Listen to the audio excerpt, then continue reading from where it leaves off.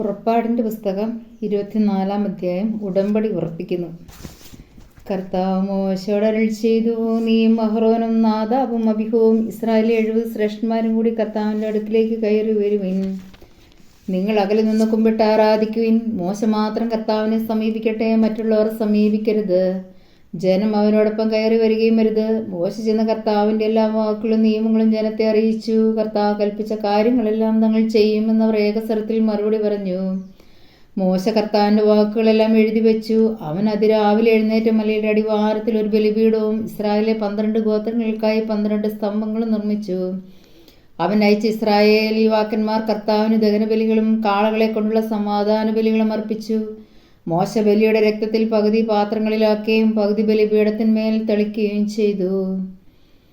അനന്തരം ഉടമ്പടി ഗ്രന്ഥമെടുത്ത് ജനങ്ങൾ കേൾക്കെ വായിച്ചു. അപ്പോൾ അവർ പറഞ്ഞു, കർത്താവ് കൽപ്പിച്ചതെല്ലാം ഞങ്ങൾ ചെയ്യും, ഞങ്ങൾ അനുസരണമുള്ളവരായിരിക്കും. അപ്പോൾ മോശ രക്തമെടുത്ത് ജനങ്ങളുടെ മേൽ തെളിച്ചുകൊണ്ട് പറഞ്ഞു, ഈ വചനങ്ങളെല്ലാം ആധാരമാക്കി കർത്താവ് നിങ്ങളോട് ചെയ്ത ഉടമ്പടിയുടെ രക്തമാകുന്നു ഇത്.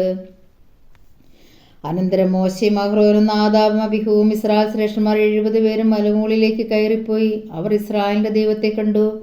ആകാശത്തിലും പ്രകാശമാനമായ ഇന്ദ്രനീൽ കൽത്തളം പോലെ എന്തോന്ന് അവിടുത്തെ പാദങ്ങളുടെ താഴെ കാണപ്പെട്ടു. ഇസ്രായേൽ ശ്രേഷ്ഠന്മാരായ അവരുടെ മേൽ അവിടുന്ന് കൈവച്ചില്ല. അവർ ദൈവത്തെ കണ്ടു. അനന്തരം ഭക്ഷിക്കുകയും പാനം ചെയ്യുകയും ചെയ്തു. കർത്താവ് മോശയോട് അരുളി ചെയ്തു, മലമുകളിൽ എൻ്റെ സമീപത്തേക്ക് കയറി വന്ന് കാത്തു നിൽക്കുക. ഞാൻ നിയമങ്ങളും കൽപ്പനകളും എഴുതിയ കൽപ്പനകൾ നിനക്ക് തരാം. നീ അവ ജനത്തെ പഠിപ്പിക്കണം. മോശ തൻ്റെ സേവകനായ ജോഷുവയോടുകൂടി എഴുന്നേറ്റു. മോശ ദൈവത്തിൻ്റെ മലയിലേക്ക് കയറി. അവൻ ശ്രേഷ്ഠന്മാരോട് പറഞ്ഞു, ഞങ്ങൾ മടങ്ങി വരുന്നതുവരെ നിങ്ങളിവിടെ കാത്തു നിൽക്കുവിൻ. അഹ്റോനും ഹൂറും നിങ്ങളോടുകൂടി ഉണ്ടല്ലോ. എന്തെങ്കിലും പ്രശ്നമുണ്ടായാൽ അവരെ സമീപിക്കുവിൻ. മോശ മലയിലേക്ക് കയറിപ്പോയി. അപ്പോൾ ഒരു മേഘമലയെ ആവരണം ചെയ്തു. കർത്താവിൻ്റെ മഹത്വം സീനായ് മലയിൽ ആവസിച്ചു. 6 ദിവസത്തേക്ക് ഒരു മേഘമലയെ മൂടിയിരുന്നു. 7-ാം ദിവസം മേഘത്തിൽ നിന്ന് കർത്താവ് മോശയെ വിളിച്ചു.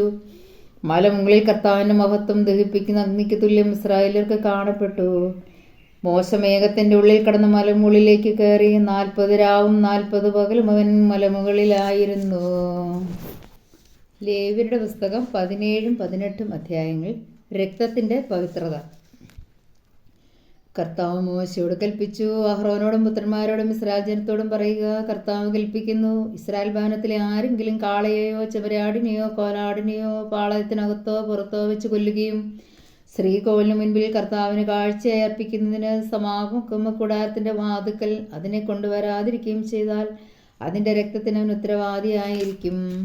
രക്തം ചൊരിഞ്ഞ് അവൻ സ്വജനത്തിൽ നിന്ന് വിച്ഛേദിക്കപ്പെടണം. അത് ഇസ്രായേൽ ജനം മൃഗങ്ങളെ തുറസായ സ്ഥലത്ത് വെച്ച് ബലിയർപ്പിക്കാതെ കർത്താവിൻ്റെ മുൻപിൽ സമാഗമ കൂടാരത്തിൻ്റെ വാതിൽക്കൽ പുരോഹിതൻ്റെ അടുത്ത് കൊണ്ടുവന്ന് സമാധാന ബലിയായി അവിടത്തേക്ക് അർപ്പിക്കുന്നതിന് വേണ്ടിയാണ്. പുരോഹിതൻ അവയുടെ രക്തം സമാഗമ കൂടാരത്തിൻ്റെ വാതിൽക്കൽ കർത്താവിൻ്റെ ബലിപീഠത്തിന്മേൽ തളിക്കുകയും മേധസ് കർത്താവിന് പ്രീതികരമായ സൗരഭ്യത്തിനായി ദഹിപ്പിക്കുകയും വേണം. അവർ ആരുടെ പിറകെ വേശ്യാവൃത്തിക്കായി നടന്നിരുന്നോ ആ പിശാചുക്കൾക്ക് ഇനി ബലിയർപ്പിക്കരുത്. ഇത് അവർക്ക് തലമുറ തോറും എന്നേക്കുമുള്ള നിയമമാണ്. നീ അവരോട് പറയുക, ഇസ്രായേൽ വംശത്തിൽ നിന്നോ അവരുടെ ഇടയിൽ വസിക്കുന്ന വിദേശികളിൽ നിന്നോ ആരെങ്കിലും ദഹനബലിയോ മറ്റു ബലികളോ അർപ്പിക്കുമ്പോൾ അത് കർത്താവിന് അർപ്പിക്കാൻ സമാഗമ കൂടാരത്തിൻ്റെ വാതിൽക്കൽ കൊണ്ടുവരാതിരുന്നാൽ അവൻ സ്വജനത്തിൽ നിന്ന് വിച്ഛേദിക്കപ്പെടണം.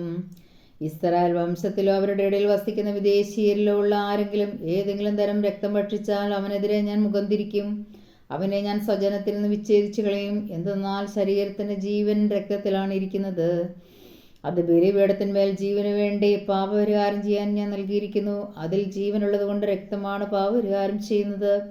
നിങ്ങളോ നിങ്ങളുടെ ഇടയിൽ വസിക്കുന്ന വിദേശീയരാരെങ്കിലുമോ രക്തം ഭക്ഷിക്കരുതെന്ന് ഞാൻ ഇസ്രായേൽ ജനത്തോട് പറഞ്ഞത് അതുകൊണ്ടാണ്. ഇസ്രായേൽ ജനത്തിൽ നിന്നോ അവരുടെ ഇടയിൽ വസിക്കുന്ന വിദേശീയരിൽ നിന്നോ ആരെങ്കിലും ഭക്ഷിക്കാവുന്ന ഒരു മൃഗത്തെയോ പക്ഷിയോ വേട്ടയാടി പിടിച്ചാൽ അതിൻ്റെ രക്തം ഊറ്റിക്കളഞ്ഞ് മണ്ണിട്ട് മൂടണം. എന്തെന്നാൽ എല്ലാ ജീവികളുടെയും ജീവൻ അവയുടെ രക്തത്തിലാണ്. ഒരു ജീവിയുടെയും രക്തം ഭക്ഷിക്കരുതെന്ന് ഞാൻ ഇസ്രായേൽ ജനത്തോട് പറഞ്ഞിരിക്കുന്നതും അതുകൊണ്ട് തന്നെ. ആരെങ്കിലും അത് ഭക്ഷിച്ചാൽ അവൻ ജനത്തിൽ നിന്ന് വിച്ഛേദിക്കപ്പെടണം.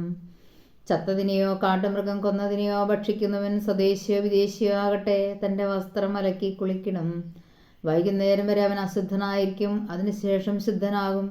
എന്നാൽ തൻ്റെ വസ്ത്രം അലക്കാതെയും കുളിക്കാതെയും വരുന്നാൽ അവൻ കുറ്റക്കാരനായിരിക്കും. ലൈംഗികതയുടെ വിശുദ്ധി. കർത്താവ് മോശയോട് അരുളി ചെയ്തു, ഇസ്രായേൽ ജനത്തോട് പറയുക, ഞാൻ നിങ്ങളുടെ ദൈവമായ കർത്താവാണ്. നിങ്ങൾ വസിച്ചിരുന്ന ഈജിപ്ത് ദേശത്തെ ജനങ്ങളെ പോലെ നിങ്ങൾ പ്രവർത്തിക്കരുത്. ഞാൻ നിങ്ങളെ പ്രവേശിപ്പിക്കാനിരിക്കുന്ന കാനാൻ ദേശത്തെ ആളുകളെ പോലെ നിങ്ങൾ പ്രവർത്തിക്കരുത്. അവരുടെ ചട്ടങ്ങളനുസരിച്ച് നിങ്ങൾ വ്യാപരിക്കുമരുത്. നിങ്ങൾ എൻ്റെ പ്രമാണങ്ങളും കൽപ്പനകളും അനുസരിച്ച് വ്യാപരിക്കണം. നിങ്ങളുടെ ദൈവമായ കർത്താവ് ഞാനാണ്. നിങ്ങൾ എൻ്റെ കൽപ്പനകളും പ്രമാണങ്ങളും അനുസരിക്കുക. അവ അനുസരിക്കുന്നവൻ അതിനാൽ ജീവിക്കും. ഞാനാണ് കർത്താവ്. നിങ്ങളിൽ ആരും നിന്റെ ചാർച്ചക്കാരുടെ നഗ്നത അനാവൃതമാക്കാൻ അവരെ സമീപിക്കരുത്. ഞാനാണ് കർത്താവ്. നിന്റെ മാതാവിൻ്റെ നഗ്നത അനാവൃതമാക്കി നിന്റെ പിതാവിനെ അപമാനിക്കരുത്. അവൾ നിന്റെ അമ്മയായതുകൊണ്ടും അവളുടെ നഗ്നത അനാവൃതമാക്കരുത്. നിന്റെ പിതാവിൻ്റെ ഭാര്യയുടെ നഗ്നത നീ അനാവൃതമാക്കരുത്. അത് നിന്റെ പിതാവിൻ്റെ തന്നെ നഗ്നതയാണ്. നിന്റെ സഹോദരിയുടെയും നിന്റെ പിതാവിൻ്റെയോ മാതാവിൻ്റെയോ പുത്രിയുടെ, അവൾ സ്വദേശത്തോ അന്യദേശത്തോ ജനിച്ചവളാകട്ടെ, നഗ്നത അനാവൃതമാക്കരുത്. നിന്റെ മകൻ്റെ മകളുടെയോ മകളുടെ മകളുടെയോ നഗ്നത നീ അനാവൃതമാക്കരുത്. കാരണം അവരുടെ നഗ്നത നിന്റെ തന്നെ നഗ്നതയാണ്. നിന്റെ പിതാവിൻ്റെ ഭാര്യയിൽ അവന് ജനിച്ച മകൾ നിന്റെ സഹോദരിയാണ്. നീ അവളുടെ നഗ്നത അനാവൃതമാക്കരുത്. നിന്റെ പിതാവിൻ്റെ സഹോദരിയുടെ നഗ്നത നീ അനാവൃതമാക്കരുത്. അവൾ നിന്റെ പിതാവിൻ്റെ അടുത്ത ചാർച്ചക്കാരിയാണ്. നിന്റെ മാതാവിൻ്റെ സഹോദരിയുടെ നഗ്നത നീ അനാവൃതമാക്കരുത്. അവൾ നിന്റെ മാതാവിൻ്റെ അടുത്ത ചാർച്ചക്കാരിയാണ്. നിന്റെ പിതൃ സഹോദരനെ അവൻ്റെ ഭാര്യയുടെ നഗ്നത അനാവൃതമാക്കി അപമാനിക്കരുത്. അവൾ നിന്റെ ചാർച്ചക്കാരിയാണ്. നിന്റെ മരുമകളുടെ നഗ്നത നീ അനാവൃതമാക്കരുത്. കാരണം അവൾ നിന്റെ പുത്രൻ്റെ ഭാര്യയാണ്. അവളുടെ നഗ്നത നീ അനാവൃതമാക്കരുത്. നിന്റെ സഹോദരൻ്റെ ഭാര്യയുടെ നഗ്നത നീ അനാവൃതമാക്കരുത്. അത് നിന്റെ സഹോദരൻ്റെ നഗ്നതയാണ്. ഒരു സ്ത്രീയുടെയും അവളുടെ തന്നെ മകളുടെയും നഗ്നത നീ അനാവൃതമാക്കരുത്. അവളുടെ പുത്രൻ്റെയോ പുത്രിയുടെയോ മകളുടെ നഗ്നത നീ അനാവൃതമാക്കരുത്. അവർ അവളുടെ അടുത്ത ചാർച്ചക്കാരിയാണ്. അത് അധർമ്മമാണ്. ഭാര്യ ജീവിച്ചിരിക്കുമ്പോൾ അവളുടെ സഹോദരിയുടെ നഗ്നത അനാവൃതമാക്കി അവളെ നീ പരിഗ്രഹിക്കരുത്. ആർത്തവ നിമിത്തം അശുദ്ധിയായിരിക്കുന്ന സ്ത്രീയുടെ നഗ്നത നീ അനാവൃതമാക്കരുത്. നിന്റെ അയൽക്കാരൻ്റെ ഭാര്യയോടുകൂടെ ശയിച്ചവൾ നിമിത്തം നീ അശുദ്ധനാകരുത്. നിന്റെ സന്തതികളിൽ ഒന്നിനെയും മോളക്കിന് ബലിയർപ്പിച്ച് ദൈവനാമത്തെ അശുദ്ധമാക്കരുത്. ഞാനാണ് കർത്താവ്. സ്ത്രീയോടുകൂടെ എന്നതുപോലെ പുരുഷനോടുകൂടെ നീ ശയിക്കരുത്. അത് മ്ലേച്ഛതയാകുന്നു. സ്ത്രീയോ പുരുഷനോ മൃഗങ്ങളുമായ ലൈംഗിക ബന്ധത്തിൽ ഏർപ്പെട്ട് തന്നെ അശുദ്ധനാക്കരുത്. അത് ലൈംഗിക വൈകൃതമാണ്. ഇവയിലൊന്നുകൊണ്ട് നിങ്ങൾ അശുദ്ധരാകരുത്. ഞാൻ നിങ്ങളുടെ മുൻപിൽ നിന്ന് അകറ്റിക്കളയുന്ന ജനതകൾ ഇവ മൂലം തങ്ങളെ തന്നെ അശുദ്ധരാക്കിയിരിക്കുന്നു. ആ ദേശവും അശുദ്ധമാക്കിയിരിക്കുന്നു. അതിൻ്റെ അകൃത്യത്തിന് ഞാൻ അതിനെ ശിക്ഷിക്കും. അത് അതിലെ നിവാസികളെ പുറന്തള്ളുകയും ചെയ്യും. നിങ്ങളും നിങ്ങളുടെ ഇടയിൽ വസിക്കുന്ന വിദേശീയരും എൻ്റെ കൽപ്പനകളും പ്രമാണങ്ങളും പാലിക്കുകയും ഇത്തരം മ്ലേച്ഛമായ പ്രവൃത്തികളിൽ ഏർപ്പെടാതിരിക്കുകയും വേണം. നിങ്ങൾക്ക് മുൻപ് ഈ നാട്ടിൽ വസിച്ചിരുന്നവർ ഈ വിധം മ്ലേച്ഛതകൾ കൊണ്ട് നാട് മലിനമാക്കി. ആകയാൽ ഈ ദേശം നിങ്ങൾക്ക് മുൻപുണ്ടായിരുന്നവരെ പുറന്തള്ളിയതുപോലെ അതിനെ അശുദ്ധമാക്കുവഴി നിങ്ങളെയും പുറന്തള്ളാതിരിക്കാൻ സൂക്ഷിച്ചുകൊള്ളുവിൻ. ഇത്തരം മ്ലേച്ഛ പ്രവർത്തികൾ ചെയ്യുന്നവൻ സ്വജനത്തിൽ നിന്ന് വിച്ഛേദിക്കപ്പെടണം. നിങ്ങൾക്ക് മുൻപ് നടമാടിയിരുന്ന ഈ മ്ലേച്ഛതകളിൽ വ്യാപരിച്ച് നിങ്ങളെ തന്നെ അശുദ്ധരാക്കരുത് എന്ന് എൻ്റെ കൽപ്പന അനുസരിക്കുവിൻ. ഞാനാണ് നിങ്ങളുടെ ദൈവമായ കർത്താവ്. സങ്കീർത്തനങ്ങൾ 78-ാം അധ്യായം. ചരിത്രം നൽകുന്ന പാഠം. എൻ്റെ ജനമേ, എൻ്റെ ഉപദേശം ശ്രവിക്കുക, എൻ്റെ വാക്കുകൾക്ക് ചെവി തരുക. ഞാനൊരു ഉപമ പറയാം. പുരാതന ചരിത്രത്തിൻ്റെ പൊരുൾ ഞാൻ വ്യക്തമാക്കാം. നാം അത് കേൾക്കുകയും അറിയുകയും ചെയ്തിട്ടുണ്ട്. പിതാക്കന്മാർ നമ്മോട് പറഞ്ഞിട്ടുമുണ്ട്. അവരുടെ മക്കളിൽ നിന്ന് നാം അത് മറച്ചു വയ്ക്കരുത്. കർത്താവ് പ്രവർത്തിച്ച മഹത്തായ കാര്യങ്ങളും അവിടുത്തെ ശക്തി പ്രഭാവവും അത്ഭുതകൃത്യങ്ങളും വരും തലമുറയ്ക്ക് വിവരിച്ചു കൊടുക്കണം. അവിടുന്ന് യാക്കോബിന് പ്രമാണങ്ങൾ നൽകി, ഇസ്രായേലിന് നിയമവും. അത് മക്കളെ പഠിപ്പിക്കാൻ നമ്മുടെ പിതാക്കന്മാരോട് അവിടുന്ന് ആജ്ഞാപിച്ചു. വരാനിരിക്കുന്ന തലമുറ, ഇനിയും ജനിച്ചിട്ടില്ലാത്ത മക്കൾ, അവ അറിയുകയും തങ്ങളുടെ മക്കൾക്ക് അവ പറഞ്ഞു കൊടുക്കുകയും ചെയ്യും. അവർ ദൈവത്തിൽ ആശ്രയിക്കുകയും അവിടുത്തെ പ്രവൃത്തികളെ വിസ്മരിക്കാതെ കൽപ്പനകൾ പാലിക്കുകയും ചെയ്യും. അവർ തങ്ങളുടെ പിതാക്കന്മാരെ പോലെ ദുശാഠ്യക്കാരും മത്സരബുദ്ധികളും ചഞ്ചലഹൃദയരും ദൈവത്തോട് അവിശ്വസ്തരുമാകരുത്. വില്ലാളികളായ എഫ്രായിംകാർ യുദ്ധ ദിവസം പിന്തിരിഞ്ഞോടി. അവർ ദൈവത്തിൻ്റെ ഉടമ്പടിയെ ആദരിച്ചില്ല. അവിടുത്തെ നിയമമനുസരിച്ച് നടക്കാൻ കൂട്ടാക്കിയുമില്ല. അവർ അവിടുത്തെ പ്രവർത്തികളും അവർ കണ്ട അത്ഭുതങ്ങളും മറന്നു കളഞ്ഞു. അവിടുന്ന് ഈജിപ്തിൽ സോവാൻ വയലിൽ അവരുടെ പിതാക്കന്മാർ കാണുക അത്ഭുതം പ്രവർത്തിച്ചു. അവർക്ക് കടന്നു പോകാൻ കടലിനെ വിഭജിച്ചു. അവിടുന്ന് ജലത്തെ കുന്നുപോലെ നിർത്തി. പകൽ സമയം അവിടുന്ന് മേഘം കൊണ്ടും രാത്രിയിൽ അഗ്നിയുടെ പ്രകാശം കൊണ്ടും അവരെ നയിച്ചു. അവിടുന്ന് മരുഭൂമിയിൽ പാറ പിളർന്നു. അവർക്ക് കുടിക്കാൻ ആഴത്തിൽ സമൃദ്ധമായ ജലം നൽകി. പാറയിൽ നിന്ന് അവിടുന്ന് നീർച്ചാലൊഴുക്കി. ജലം നദി പോലെ ഒഴുകി. എന്നിട്ടും അവർ അവിടത്തേക്കെതിരായി കൂടുതൽ പാപം ചെയ്തു. അത്യുന്നതനോട് അവർ മരുഭൂമിയിൽ വെച്ച് മത്സരിച്ചു. ഇഷ്ടമുള്ള ഭക്ഷണം ചോദിച്ച് അവർ ദൈവത്തെ പരീക്ഷിച്ചു. അവർ ദൈവത്തിനെതിരായി സംസാരിച്ചു. മരുഭൂമിയിൽ മേശയൊരുക്കാൻ ദൈവത്തിന് കഴിയുമോ? അവിടുന്ന് പാറയിലടിച്ചു, ജലം പൊട്ടിയൊഴുകി, നീർച്ചാലുകൾ കവിഞ്ഞു. എന്നാൽ ജനത്തിന് അപ്പവും മാംസവും നൽകാൻ അവിടത്തേക്ക് കഴിയുമോ? ഇത് കേട്ട് കർത്താവ് ക്രൂരനായി യാക്കോബിന് നേരെ അഗ്നി ജ്വലിച്ചു, ഇസ്രായേലിന് നേരെ കോപമുയർന്നു. എന്തെന്നാൽ അവർ ദൈവത്തിൽ വിശ്വസിക്കുകയും അവിടുത്തെ രക്ഷാകര ശക്തിയിൽ ആശ്രയിക്കുകയും ചെയ്തില്ല. എങ്കിലും അവിടുന്ന് ആകാശത്തോട് ആജ്ഞാപിച്ചു, വാനിടത്തിന്റെ വാതിലുകൾ തുറന്നു. അവർക്ക് ഭക്ഷിക്കാൻ അവിടുന്ന് മന്ന വർഷിച്ചു, സ്വർഗീയ ധാന്യം അവർക്ക് നൽകി. മനുഷ്യൻ ദൈവദൂതന്മാരുടെ അപ്പം ഭക്ഷിച്ചു. അവിടുന്ന് ഭക്ഷണം സമൃദ്ധമായി അയച്ചു. അവിടുന്ന് ആകാശത്തിൽ കിഴക്കൻ കാറ്റടിപ്പിച്ചു. അവിടുത്തെ ശക്തിയാൽ അവിടുത്തെ തെക്കൻ കാറ്റിനെ തുറന്നു വിട്ടു. അവിടുന്ന് അവരുടെ മേൽ പൊടി പോലെ മാംസത്തെയും കടൽ തീരത്തെ മണൽത്തരി പോലെ പക്ഷികളെയും വർഷിച്ചു. അവിടുന്ന് അവരുടെ പാളയങ്ങളുടെ നടുവിലും പാർപ്പിടങ്ങൾക്ക് ചുറ്റും അവയെ പൊഴിച്ചു. അവർ ഭക്ഷിച്ച് സംതൃപ്തരായി.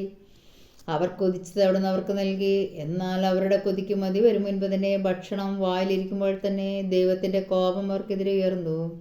അവിടുന്ന് അവരിൽ ഏറ്റവും ശക്തരായവരെ വധിച്ചു. ഇസ്രായേലിലെ യോദ്ധാക്കളെ സംഹരിച്ചു. എന്നിട്ടും അവർ വീണ്ടും പാപം ചെയ്തു.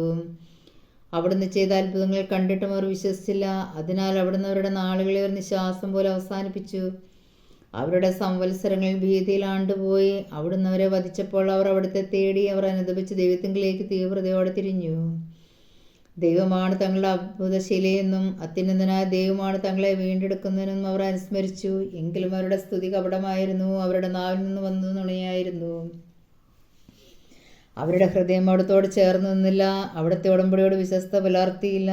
എങ്കിലും കാരുണ്യവാനായ അവിടുന്ന് അവരുടെ കൃത്യങ്ങൾ ക്ഷമിച്ചു, അവരെ നശിപ്പിച്ചില്ല. പലപ്പോഴും അവിടുന്ന് കോപമടക്കി തൻ്റെ ക്രോധം ആളിക്കത്താൻ അനുവദിച്ചില്ല.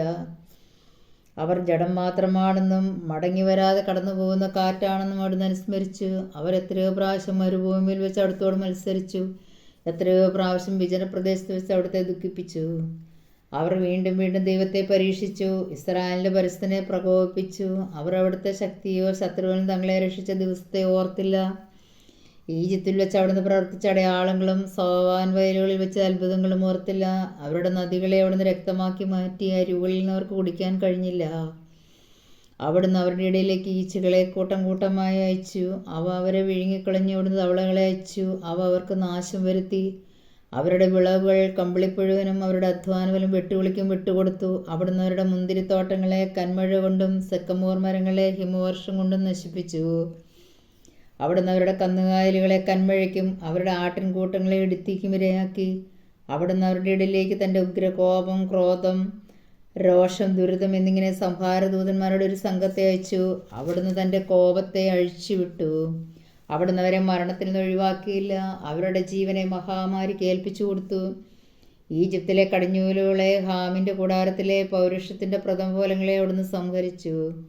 എന്നാൽ തൻ്റെ ജനത്തെ ചെമ്മരിയാടുകളെ പോലെ അവിടുന്ന് പുറത്തു കൊണ്ടുവന്നു. ആട്ടിൻപറ്റത്തേന്ന പോലെ മരുഭൂമിയിലൂടെ നയിച്ചു. അവിടുന്ന് അവരെ സുരക്ഷിതമായി നയിച്ചതിനാൽ അവർ നിർഭയരായിരുന്നു. എന്നാൽ അവരുടെ വൈരികളെ കടൽ മൂടിക്കളഞ്ഞു. അവിടുന്ന് അവരെ തൻ്റെ വിശുദ്ധ ദേശത്തേക്കും തൻ്റെ വലത്ത് കൈ നേടിയെടുത്ത പർവ്വതത്തിലേക്കും കൊണ്ടുവന്നു. അവരുടെ മുൻപിൽ നിന്ന് അവിടുന്ന് ജനതകളെ തുരത്തി. അവർക്ക് അവകാശം അളന്നുകൊടുത്തു. ഇസ്രായേൽ ഗോത്രങ്ങളെ പാളയങ്ങളിൽ പാർപ്പിച്ചു. എന്നിട്ടും അവർ അത്യുന്നതനായ ദൈവത്തെ പരീക്ഷിക്കുകയും അവിടുത്തോട് മത്സരിക്കുകയും ചെയ്തു. അവർ അവിടുത്തെ കൽപ്പനകൾ അനുസരിച്ചില്ല. തങ്ങളുടെ പിതാക്കന്മാരെ പോലെ അവർ ദൈവത്തിൽ നിന്നാകുന്ന അവിശ്വസ്തമായി പെരുമാറി. ഞാണഴിഞ്ഞ വില്ലുപോലെ വഴുതി മാറി. അവർ തങ്ങളുടെ പൂജാഗിരികളാൽ അവിടുത്തെ പ്രകോപിപ്പിച്ചു. തങ്ങളുടെ വിഗ്രഹങ്ങളാൽ അവിടുത്തെ അസൂയാലുവാക്കി. ദൈവം ഇത് കേട്ട് ക്രോധനായി. അവിടുന്ന് ഇസ്രായേലിനെ പരിപൂർണമായി പരിത്യജിച്ചു. ആകയാൽ അവിടുന്ന് മനുഷ്യരുടെ ഇടയിലെ തൻ്റെ നിവാസമായ ഷീലോയിലെ കൂടാരം ഉപേക്ഷിച്ചു. അവിടുന്ന് തൻ്റെ ശക്തിയെ അടിമത്തത്തിനും മഹത്വത്തെ ശത്രുവിൻ്റെ കരത്തിനും ഏൽപ്പിച്ചു കൊടുത്തു. അവിടുന്ന് ജനത്തെ വാളിന് വിട്ടുകൊടുത്തു. തൻ്റെ അവകാശത്തിന്മേൽ ക്രോധം ചൊരിഞ്ഞു. അവരുടെ യുവാക്കളെ അഗ്നി വിഴുങ്ങി. അവരുടെ കന്യകുമാർക്ക് വിവാഹിതമുണ്ടായിരുന്നില്ല. അവരുടെ പുരോഹിതന്മാർ വാളിനിരയായി. അവരുടെ വിധവകൾ വിലാപം ആചരിച്ചില്ല. വീഞ്ഞുകൂടി ചലർന്ന മല്ലനെ പോലെ ഉറക്കത്തിൽ നിന്ന പോലെ കർത്താവ് എഴുന്നേറ്റു. അവിടുന്ന് എൻ്റെ ശത്രുക്കളെ തുരത്തി. അവർക്ക് ശാശ്വതമായ അവമതി വരുത്തി. അവിടുന്ന് ജോസഫിൻ്റെ കൂടാരം ഉപേക്ഷിച്ചു. എഫ്രായിമിൻ്റെ ഗോത്രത്തെ തിരഞ്ഞെടുത്തില്ല. എന്നാൽ അവിടുന്ന് യൂദാ ഗോത്രത്തെയും താൻ സ്നേഹിക്കുന്ന സിയോൻ മലയും തിരഞ്ഞെടുത്തു. ഉന്നതമായ ആകാശത്തെ പോലെയും എന്നേക്കുമായി സ്ഥാപിച്ചിരിക്കുന്ന ഭൂമിയെപ്പോലെയും അവിടുന്ന് എൻ്റെ ആലയം നിർമ്മിച്ചു. അവിടുന്ന് തൻ്റെ ദാസനായ ദാവീദിനെ തിരഞ്ഞെടുത്തു, അവനെ ആടുകളുടെ ഇടയിൽ നിന്ന് വിളിച്ചു. തൻ്റെ ജനമായ യാക്കോബിനെയും തൻ്റെ അവകാശമായ ഇസ്രായേലിനെയും മേയ്ക്കുവാൻ വേണ്ടി അവിടുന്ന് തള്ളയാടുകളെ മേയിച്ചിരുന്നവനെ വിളിച്ചു വരുത്തി. അവൻ പരമാർത്ഥ ഹൃദയത്തോടെ അവരെ മേയിച്ചു, കരവിരുതോടെ അവൻ അവരെ നയിച്ചു.